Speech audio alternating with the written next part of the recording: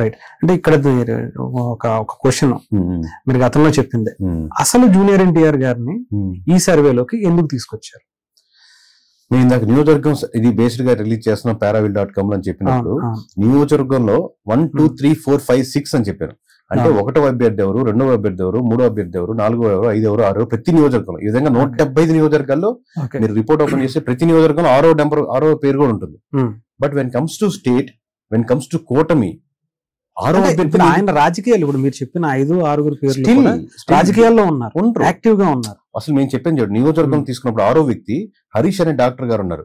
ఆయన అసలు ఏ పార్టీకి సంబంధం లేదు, ఆయన పార్టీకి ఆయన చేసుకుంటారు, వచ్చిన వాళ్ళకి 100 రూపాయలకి సేవ చేస్తారు, బాగున్నారు అనుకోండి. ప్రజలు హరీష్ ని కోరుకుంటున్నారు అనుకున్న 10 మంది, ఆయన 6వ పేరు హరీష్ దే ఉంటది. అసలు ఇప్పుడు హరీష్ అనే అతను ఏ పార్టీలో ఉండకపోవచ్చు. ఎవరైతే బాగుంటుంది అసలు హరీష్ గారు డాక్టర్ గారు బాగున్నారు ఆయన అడిగి చెప్పించారా, లేదంటే మీరే ఏదన్నా పార్టీ నుంచి వీళ్ళు చెప్పించి కావాలనే కూటమి మీద లేని వ్యక్తిని తీసుకొచ్చి రుద్దాలని? ఓవరాల్ గా 7% వచ్చింది. ఇప్పుడు మొత్తం మీడియా, ఎంటైర్ సోషల్ మీడియా, మిగతా 93% ఎవరనేది మర్చిపోయారు.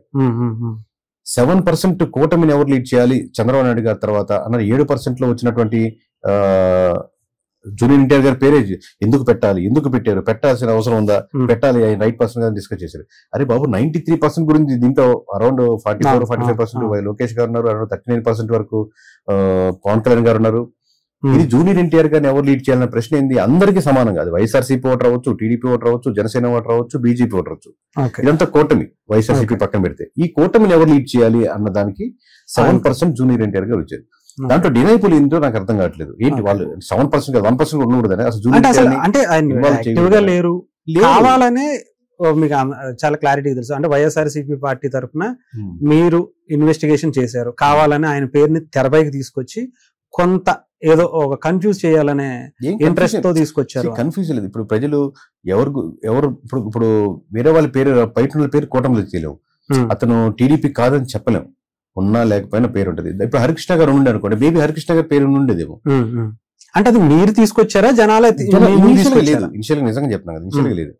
ఇనిషియల్ గా లోకేష్ గారు, పవన్ కళ్యాణ్ గారు, పురంధేశ్వరి గారు, భువనేశ్వరి గారు, దీస్ ఆర్ ప్రామినెంట్ లీడర్స్.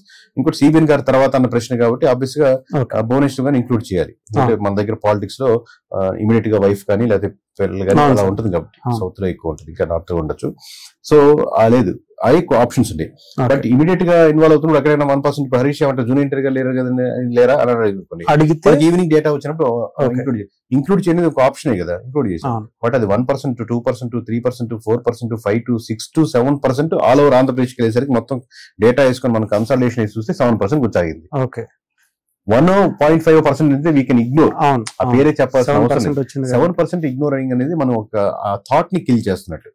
అది 7% మన ప్రజల ఆస్పిరేషన్స్ ని, ఆలోచన కిల్ చేస్తున్నట్టు. సమస్య సంబంధం లేదు. 93% వేరే వాళ్ళకి ఉంది కదా, మీరు 7% ఎందుకు కిల్ చేయాలి?